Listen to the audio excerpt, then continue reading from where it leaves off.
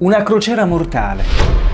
Una ragazza italiana trovata senza vita nella sua cabina. Addosso solo l'intimo e una cintura, ma indossata nel modo sbagliato. Una cinta da pantalone che lei non aveva tra l'altro mai utilizzato. Attorcigliata tra il suo collo e un elemento d'arredo. Jessica Disertore si è suicidata. No, scusate, è stata suicidata. Non è stato un impiccamento, Jessica chiaramente è stata uccisa. Ma prima di iniziare con la storia, permettetemi di integrare il solito minutino con lo sponsor. Fermo un attimo. Hai prenotato le vacanze? E magari anche in un paese straniero, sì? Bene, allora adorerai quello che sto per dirti. Hai presente quando arrivi in un paese estero e il tuo telefono diventa praticamente inutile? Niente internet, roaming alle stelle. Così devi cercare un wifi aperto per trovare un negozio che ti venda una SIM con l'operatore del posto. Beh, ecco, con Saily, lo sponsor del video di oggi, tutto questo non esiste più, perché è come avere un operatore telefonico internazionale. Loro ti forniscono una SIM digitale, una eSIM, che si attiva direttamente dal tuo telefono, dall'app. Funziona così: scarichi l'app attraverso il link che è fornito in descrizione, così avrai anche uno sconto del 15%. Scegli il paese, attivi l'offerta prepagata per i giorni che ti pare a te, che ti servono, e boom! Sei online, bro! Sei online. Fatto. Mi raccomando, al momento del pagamento verifica che il codice MATBERT sia attivo e che quindi ti stia caricando lo sconto del 15%. Sono 4 passaggi che puoi fare tranquillamente da casa tua prima di partire, così arrivi con maggiore tranquillità. Niente plastica, niente attese, niente costi sospesi. Ah, a proposito di costi, parliamo di pochi euro e possono essere piani giornalieri, piani settimanali, mensili, e non è una roba improvvisata, perché Saily ha una copertura mondiale con un centro assistenza che funziona 24 ore su 24, 7 giorni su 7. Quindi se hai problemi ti rispondono subito, in qualsiasi momento del giorno, di ovunque. Stupenda questa cosa. Fai una roba, dai un'occhiata al link in descrizione, che magari non serve a te, però magari serve a tuo cugino, all'amico tuo che sta partendo, non lo conosce, glielo fai vedere, gli dai anche il 15% di sconto MATBERT e in più supporti anche il canale, che non è poco. Vi lascio al video. Sono le 18 del 27 settembre 2023. Siamo a Triggiano, un comune pugliese a 10 minuti dalla spiaggia e poco più di 15 da Bari, il capoluogo. La routine quotidiana della famiglia Disertore sta per essere interrotta dal banale squillare di un telefono. Michele, il padre di Jessica, ancora non lo sa, ma dall'altro capo un membro dello staff della Disney Fantasy, una delle navi più lussuose della Disney Cruise Line, sta per informarlo che sua figlia è stata ritrovata senza vita nella sua cabina. Ho ricevuto una chiamata.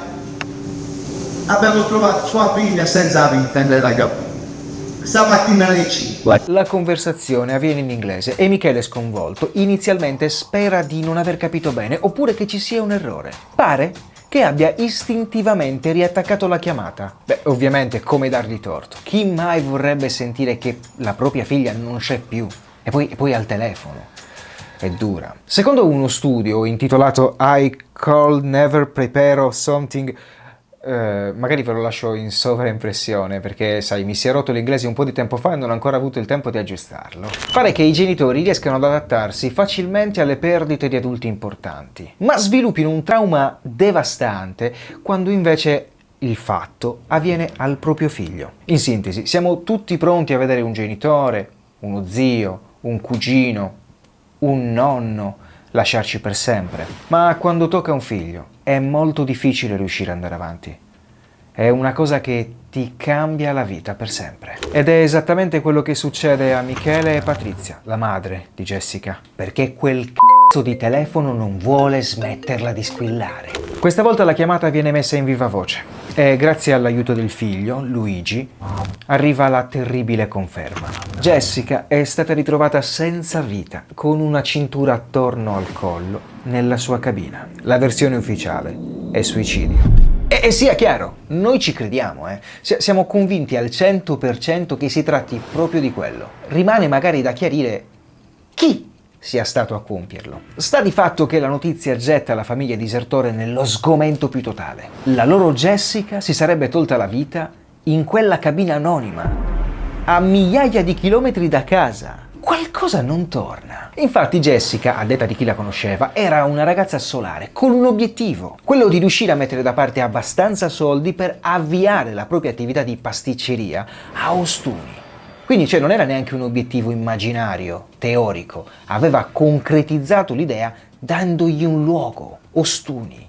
Chi lo sa, magari aveva anche già in mente quale locale, magari l'aveva già visto nella sua testa. Tanto che dopo aver accumulato esperienza in tutta Europa, da Parigi a Nizza, Francoforte, la giovane cercava un'altra opportunità, qualcosa che le consentisse di crescere professionalmente e di mettere da parte soldi, quindi fare soldi in fretta. Sicché, quando le si presenta l'opportunità di lavorare sulla Disney Fantasy, la coglie al volo, perché era sia un'esperienza internazionale prestigiosa, che un'ottima paga. Noi non possiamo sapere quanto lei guadagnasse all'interno della nave, ma secondo salary.com si tratterebbe di una cifra attorno ai 5.000 euro. No, scusatemi, 5.000 dollari. Così, il 27 luglio 2023 inizia la sua avventura lavorativa più importante. Gli amici raccontano che Jessica non aveva mai mostrato segni di disagio o di depressione, ecco. Anzi, era l'esatto opposto, una ragazza solare e piena di vita. Nessun presagio lasciava intendere ciò che sarebbe accaduto da lì a poco. Infatti, la mattina del 27 settembre 2023 la nave è ormeggiata al porto di San Juan. Le indagini riportano che lo staff,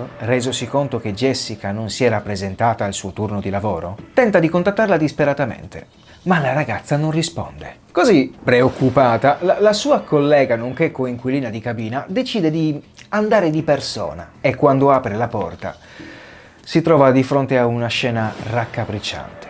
Jessica è lì, di fronte a lei, senza vita. Il corpo di Jessica viene ritrovato in biancheria intima, con una cintura stretta attorno al collo, apparentemente appesa ad un punto d'ancoraggio dell'arredamento. Perché dico apparentemente? Perché sembrerebbe non esistano delle foto a prova di ciò. Infatti, secondo la ricostruzione fornita da Gabriella Mazzeo e Eleonora Panseri di Fanpage, le immagini della cabina nella quale Jessica è stata ritrovata non sono fedeli alla ricostruzione fatta dagli inquirenti. Per esempio, nella ricostruzione la cintura starebbe al collo di Jessica, ma nelle fotografie questa si trova piegata e ben riposta sopra un comodino, se non sbaglio, o comunque in un mobile. Vale lo stesso anche per la sedia utilizzata dalla 27enne per lanciarsi, è stata fotografata in un'altra posizione. Idem anche per gli occhiali, che sono stati fotografati chiusi e riposti sul comodino. Per farla breve, pare che non ci siano immagini della scena del crimine, ma solo foto immediatamente successive.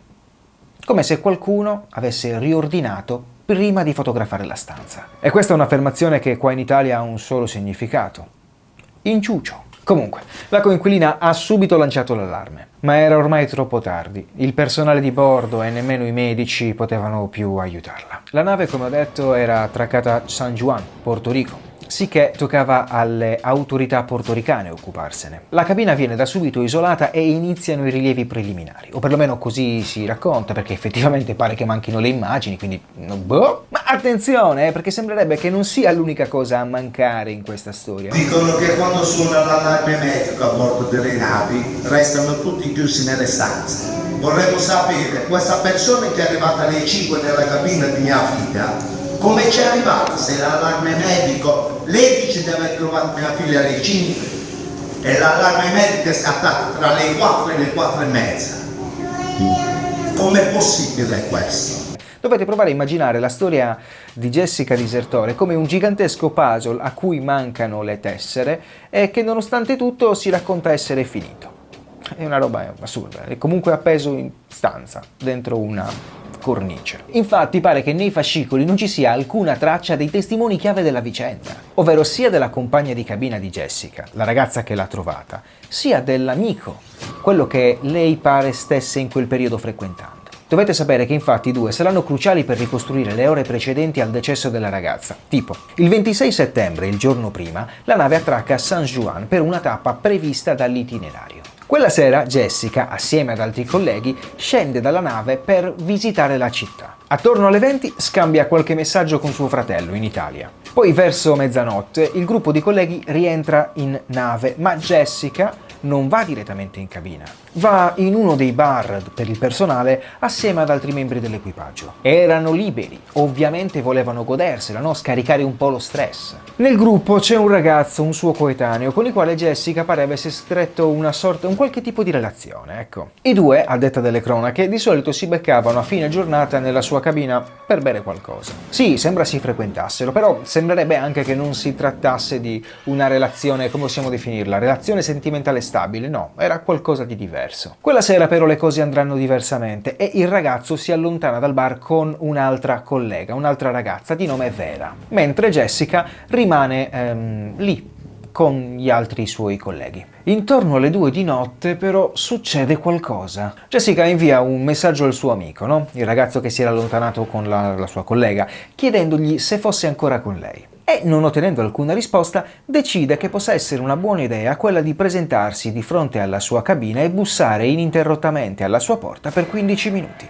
Magari non ininterrottamente, bussare. Comunque è una cosa che ci fa supporre che la ragazza a questo punto della serata fosse ubriaca, quantomeno ubriaca, ecco. Supposizione che però non troverà conferma in nessuna evidenza forense per colpa di come le autorità gestiranno la faccenda. L'abbiamo solo vista in fotografia, poi dopo 3 giorni ce l'hanno fatta vedere nella bara. Però mia figlia era imbalsamata. Ma datemi tempo, arriveremo a snocciolare anche a questo punto. Datemi tempo, una cosa per volta. Per ora continuiamo la nostra timeline narrativa. A detta dell'amico, Jessica sarebbe rimasta fuori dalla porta della sua cabina per circa 15 minuti. Ricostruzione che parrebbe coincidere con i tabulati telefonici della ragazza, perché risultano 4 chiamate senza risposta fatte al numero di quel ragazzo proprio in quell'arco di tempo. Ma anche questo punto è parecchio nebuloso, perché il giovane, una volta intervistato al telefono dalla redazione di Chi l'ha visto, ha raccontato di aver cancellato le chat con Jessica in quanto gli facevano impressione. Cioè, nel senso, aveva le chat nel telefono di una ragazza morta e questa cosa lo turbava parecchio. Però non ho più la chat. Perché l'hai cancellata? Sì. Hai cancellato tutto? Sì, tutto. Perché? Non avevo motivo per tenere più questa chat, anche perché mi faceva un po' impressione, sinceramente.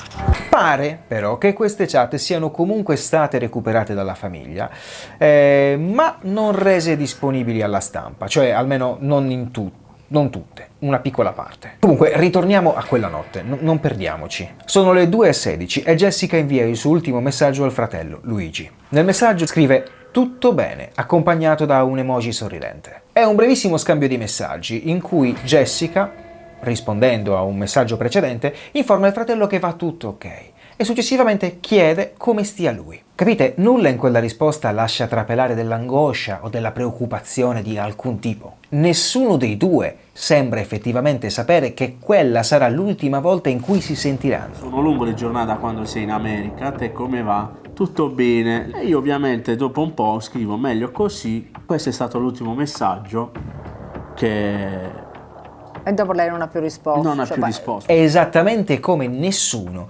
sembra sapere che cosa accadrà nella camera di Jessica da quel momento in poi. Nessuno sembra aver sentito o visto niente. Oppure, se qualcuno lo sa, finora nessuno lo ha raccontato. Tutto tace. O perlomeno fino alla mattina del giorno successivo, quando la famiglia disertore, non appena presa la notizia, si mobilita immediatamente per andare a identificare il corpo della figlia. Le autorità portoricane li informano che, volendo, potrebbero indicare una persona che svolga quel compito al posto loro. Ma i familiari vogliono farlo in prima persona. Noi dovevamo partire immediatamente, però loro ci hanno bloccato dicendoci no, faremo noi almeno questo, daremo noi il viaggio pagato da noi, però non... Dopo quanto tempo vi hanno consentito 4-5 giorni. di raggiungere Hanno Porto preso Rico? tempo, dopo 4-5 Quindi giorni. poi voi arrivate dopo 5 giorni.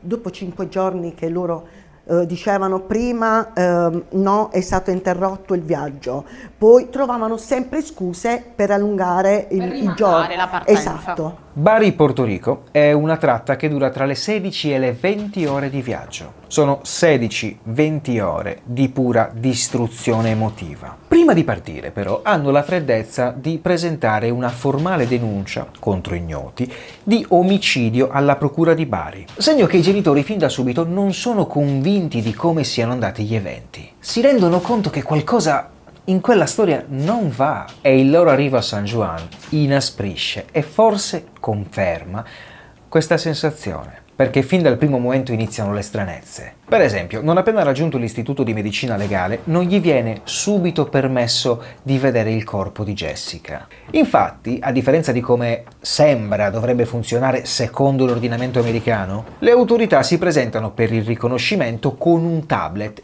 e gli mostrano da lì delle fotografie. Si presenta un uomo, dice sono il console onorario italiano e voi dovete vedere vostra figlia solo in fotografia. Allibiti, mio marito dice no, io ho fatto 24 ore di viaggio, perché cosa? Per vedere la foto di mia figlia. Non possiamo salutare per l'ultima volta mia figlia? E lui si voltò e disse no, voi vi dovete attenere alle leggi portoricane. Beh, quelle immagini sono sconcertanti. Il volto di Jessica pare tumefatto, con lividi e tracce di sangue dappertutto. Le lesioni non si limitano solo al volto, ma sono distribuite anche su buona parte del corpo della ragazza, tanto che la madre, il padre e il fratello faticano a riconoscerla. Massacrata. Non aveva un lato, mia figlia, che non fosse proprio truccata. Ma rimangono sconcertati dalla violenza di quelle immagini, che raccontano una storia ben diversa da quella di un, come lo possiamo chiamare, delitto autoindotto pulito. In più, come ho già detto, le foto scattate sulla scena raccontano una storia che non coincide con l'ipotesi suicidiaria, perché quella stanza pare ordinata, troppo ordinata, quasi artefatta, tanto che il padre, Michele, nota subito dei dettagli incongruenti. Ad esempio, la sedia che Jessica avrebbe teoricamente utilizzato per arrampicarsi, quindi salire e poi lanciarsi nel vuoto, non è né rovesciata né vicina al corpo, è ben riposta sotto la scrivania. In più, la cintura che sarebbe stata utilizzata come cappio non si trova al collo di Jessica, bensì piegata o arrotolata, poggiata altrove. Ma soprattutto è intatta. Non mostra nessun segno di tiratura, lacerazione, danni da nulla, è perfetta, sembra quasi nuova. Di fronte a queste immagini la famiglia si rende conto che effettivamente c'è qualcosa che non va. Così Michele chiede con fermezza alle autorità portoricane di non toccare il corpo, di non manipolarlo, perché vuole vederlo esattamente così com'è, con quelle evidenze intatte, così da poi far svolgere degli accertamenti indipendenti dalla governance americana di Porto Rico. Ma purtroppo questa è una di quelle storie in cui le cose non sono destinate ad andare in quella maniera. Infatti, quando qualche giorno dopo la famiglia riesce a ottenere il permesso per poter vedere la figlia, che se ci pensiamo è una frase veramente assurda, il permesso per poter vedere la salma di tua figlia. Io sono allibito da questa cosa qua. Beh, ad attenderli c'è una sorpresa sgradita. Il corpo di Jessica è stato preparato per la sepoltura. Pare infatti che una casa di San Juan sia stata incaricata di ripulire e imbalsamare il corpo della ragazza. Pratica comune per le usanze sudamericane, così da preparare il corpo per l'ultimo viaggio, ecco. L'unico problema è che compromette tutte le future indagini. Per l'imbalsamazione, infatti, i fluidi corporei vengono sostituiti con delle sostanze chimiche che servono per mantenere intatti i tessuti nel tempo, alterando però irrimediabilmente il corpo, che per la famiglia disertore significa una sola cosa: cancellazione di potenziali prove importanti. E qui il dubbio te lo metti, perché dici: ma come? Le autorità portoricane non lo sapevano? Cioè non sanno che l'imbalsamazione cancella importanti prove? Cioè, ti viene un attimo da pensarci, no? E infatti è un comportamento che agli occhi di un osservatore ignorante come me sembra quasi voluto. Ecco, osservatore ignorante, io non ne so niente. Perché viene restituito in modo assurdo questa viene ragazza. Viene restituita imbalsamata con gli organi inseriti in una busta della spazzatura posta nel torace. Ma lei le è mai capitato una cosa? Lei fa il medico legale, cioè si restituiscono i corpi così? Ma tra l'altro non è possibile, perché loro avrebbero dovuto, chi ha fatto la prima autopsia per norma, per diritto internazionale, doveva prevedere la possibilità che la magistratura italiana facesse una seconda autopsia. Invece questa ragazza viene restituita imbalsamata con questi organi posti al centro del torace, ma soprattutto, e questa è la cosa più incredibile, senza gli organi del collo. Cioè non si può verificare realmente se è stato un impiccamento, perché quando noi abbiamo un impiccamento abbiamo chiaramente delle lesioni sottostanti. Gli organi del collo non c'erano. Soprattutto visto che era stato fatto senza il consenso dei familiari, che anzi fin da subito avevano manifestato intenzioni opposte. In più Jessica parrebbe anche essere stata ritrovata in una posizione anomala. Infatti, secondo quanto riferito dal medico legale della famiglia Pasquale Bacco, i piedi della ragazza toccavano per terra. E sul suo corpo mancano pure dei segni tipici da un'asfissia da soffocamento, come ad esempio certi ematomi agli arti o alle articolazioni dovuti al dimenarsi e all'eccessivo peso, no? Che spinge. E pare anche che le autorità portoricane non abbiano segnalato la presenza di emorragie interne negli occhi, che vengono gergalmente definite petecchie, o fuoriuscite di feci e urine, tutti elementi che invece ci sarebbero dovuti essere. Così, determinati a far luce sulla faccenda, i genitori ottengono il rimpatrio della salma. A proposito, se sei ancora qui, forse è perché ti interessano particolarmente queste storie.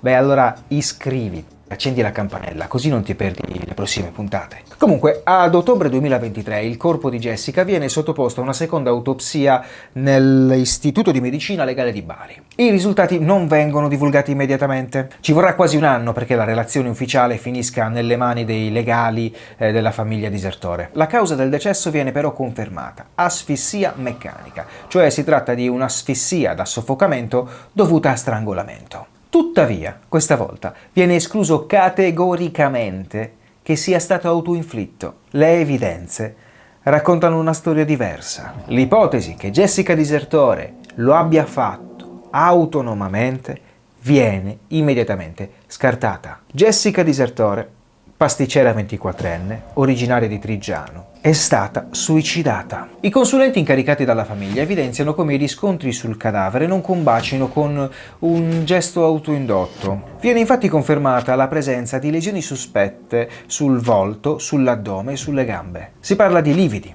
graffi e persino un labbro spaccato. Tutti danni che sembrano più frutto di una lotta, di violenza, di una costrizione. In più, i solchi lasciati dalla cintura sul collo non corrispondono perfettamente a quelli di un gesto volontario, cosa che fa sospettare una possibile manomissione del corpo post mortem. Che cosa è successo a Jessica Disertore? Beh, purtroppo non è facile dare una risposta a questa domanda, perché l'autopsia si è dovuta confrontare con molte difficoltà. Jessica era stata imbalsamata, quindi drenata dei liquidi e privata di alcuni organi chiave. In particolare pare che mancassero proprio la laringe, l'osso ioide e altre parti del collo, che in caso di strangolamento violento potrebbero riportare delle fratture visibili. Assenza che ha impedito di svolgere un'analisi completa, ma non di trovare abbastanza elementi da mettere in dubbio o far cadere l'ipotesi suicidiaria. In parole povere, seppur non affermandolo apertamente, il referto lascia intendere che non è stato un gesto volontario. L'atto è più compatibile con un intervento di terzi, di altra gente. La sensazione è che a Porto Rico si sia chiuso il caso troppo in fretta per complicazioni. Ma complicazioni per chi? Beh, anzitutto dobbiamo dire che se fosse emerso il sospetto di un delitto a bordo di una delle navi della Disney, questo avrebbe richiesto un'indagine più approfondita, con la necessità di trattenere la Disney Fantasy in porto per svolgere tutti gli accertamenti, cosa che avrebbe costretto la compagnia a farsi carico di tutti i danni e l'avrebbe anche esposta ad uno scandalo mediatico di portata non quantificabile. Provate solo a immaginare i titoli dei giornali il giorno successivo. Delitto sulla Disney Fantasy, ragazza violentata e impiccata. Passeggeri ed equipaggio in fermo nelle cabine, nessuno può abbandonare la nave. Quante persone avrebbero immediatamente disdetto la crociera, per non parlare di quante persone sarebbero dovute essere state rimborsate per via dei ritardi. Perché ovviamente se la nave ferma a San Juan non può di certo andare ad imbarcare altri passeggeri nelle fermate successive, capite? Con questa strategia invece il corpo è stato lasciato a San Juan e la nave è ripartita senza intoppi.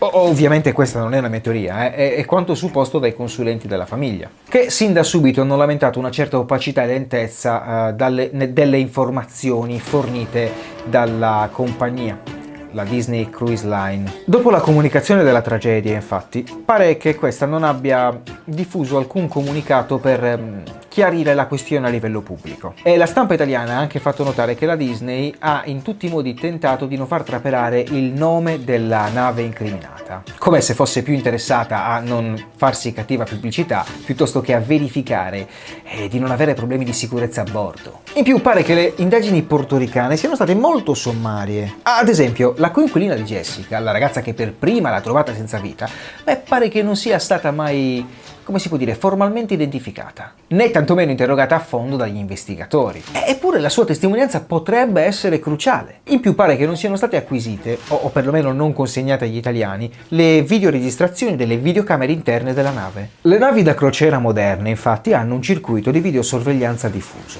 con telecamere nei corridoi, negli ascensori, nelle aree comuni, e talvolta anche in prossimità delle stanze. E nella zona dove si trovava la cabina di Jessica c'era almeno una videocamera nel corridoio. Eppure nessun filmato di quella notte è stato fino ad ora messo a disposizione della famiglia oppure semplicemente della procura. Gli inquirenti italiani hanno formalmente chiesto le immagini della videocamera puntata sulla cabina di Jessica, ma dalle autorità statunitensi finora non è arrivata nessuna risposta. In altre parole, la famiglia ha come l'impressione che qualcuno stia tentando l'insabbiamento, anche se non sembra lo voglia dire apertamente. Va detto però che la Disney Cruise Line ha formalmente dichiarato di star collaborando con le autorità americane. Quindi è anche probabile che la compagnia... No, non ci credo, è saltata la corrente. Quante probabilità c'erano?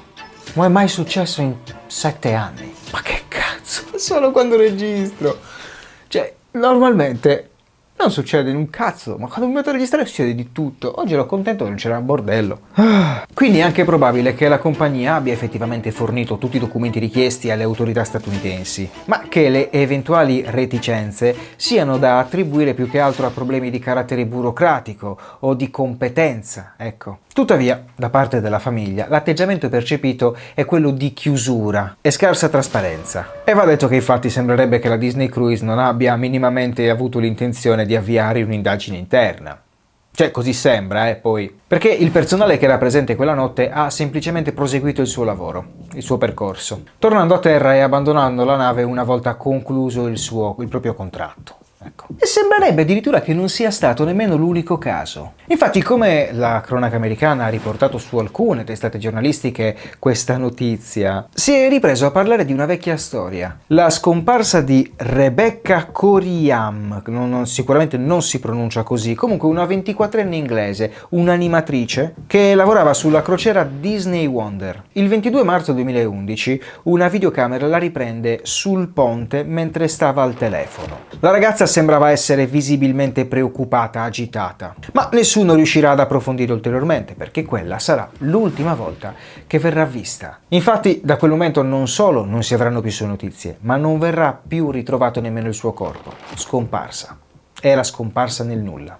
Scomparsa. Ovviamente anche i genitori di Rebecca pare abbiano avviato le proprie indagini, che si sono concluse con un accordo extragiudiziale con la compagnia nel 2016, senza però riuscire ad ottenere il dossier completo sul caso della figlia. L'impressione generale è che anche in quel contesto, in quel caso, l'interesse principale della Disney fosse quello di non creare troppo scandalo, più che verificare la presenza di probabili problemi di sicurezza interni. Tanto che le indagini durarono solo 36 ore, forse di più o forse di meno rispetto a quelle di Jessica Disertore, non lo so, non lo sappiamo, però sicuramente non abbastanza, perché Jessica è tornata a casa in una bara, ma con troppe domande fuori dalla cassa. E sinché queste non troveranno una risposta, il silenzio che l'ha inghiottita continuerà a parlare. Nessuna famiglia al mondo dovrebbe mai confrontarsi con un silenzio così rumoroso, poi con così pochi strumenti per comprendere la verità. Il caso di Jessica Disertore merita sicuramente più rispetto, tanto quanto i genitori della ragazza meritano sicuramente giustizia. E noi per oggi ci fermiamo qui. Però se tu sei arrivato fin qui, grazie. vuol dire che, come me, credi che certe storie non debbano essere mai dimenticate. Su questo canale non troverai sensazionalismo, ma fatti. Non inchieste, perché noi non facciamo inchiesta, ma domande scomode, che meritano una risposta. E se come me ti interessano le storie che nessuno racconta, misteri irrisolti, verità che restano sepolte, iscriviti al canale. È gratis, non è a pagamento, ma per noi fa tutta la differenza di questo mondo. E se vuoi restare aggiornato, attiva anche la campanella, che la verità, quella vera, non la trovi in prima serata. E neanche qui, in realtà, ma noi almeno non ci arrogantiamo il diritto di farti credere che sia così. E in più, raga, sincero e trasparente, vorrei ottenere il silver button prima che lo tolgano. Datemi una mano a prendere i 100.000 iscritti, raggiungiamo insieme questo traguardo. Per il resto invece noi ci vediamo al prossimo caso, sempre che Dio voglia e i carabinieri lo permettano. E tra l'altro video senza cappellino perché l'ho perso. Ho perso il cappellino che avrei dovuto usare oggi e gli altri non andavano bene. Vabbè, non succederà altre volte.